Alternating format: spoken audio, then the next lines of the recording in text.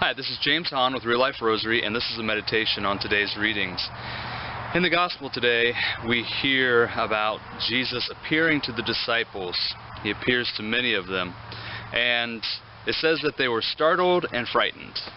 And I'm like, yeah, you think? These disciples knew that Jesus was dead, pierced by a sword in his side, hands and feet pierced, dead. But now he's alive in their midst. He's eating with them. Startled and afraid is an understatement.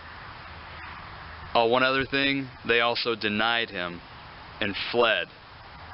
So probably in their minds, they're thinking Jesus is going to rise up and become huge and smite all of them. He's God. They're starting to realize this now. So yeah, startled and afraid is pretty much an understatement for these folks. But is that what Jesus does? Does Jesus reprimand them, saying, "Where were you? Why didn't you defend me?" Does he look at James and John and say, "Oh yeah, remember that conversation about who's the greatest in the kingdom? You're done." No, Jesus doesn't do that. And Jesus doesn't do that with us either. What does he do? He sits down with them. He says, "Hey, I'm real. This is all real. This happened. Give me some fish." He sits down and he has a Bible study with them. Food and Scripture, right? He has a Bible study with them. Opens the Scriptures to them so that they understand this had to happen. And then he tells them, "You're to be my witnesses."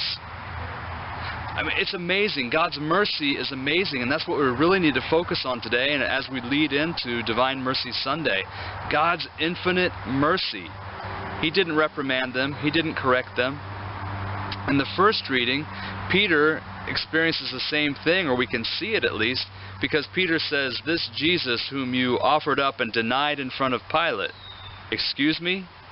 Who denied Jesus? You did, Peter. How can you say that?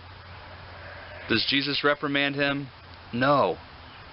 Peter's a changed man. Jesus changes us. So no matter what our past is, like Peter who denied Jesus, or any of these other folks, no matter what our past is, we can move on. And sure, there's going to be people who say, "You denied him.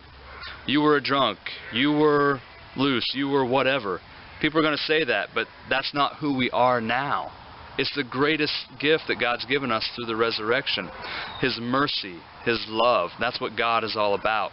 So I want to challenge you today to fall in love with God's mercy. Don't let the past hold on to you. Remember the other day we talked about holding on to old ideas, not only of Jesus, but ourselves. It's time to let those go. No matter what has happened in the past, it's time to let those go.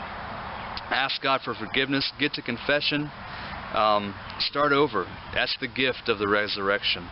This is James Hahn with Real Life Rosary and a meditation on today's readings. God bless you.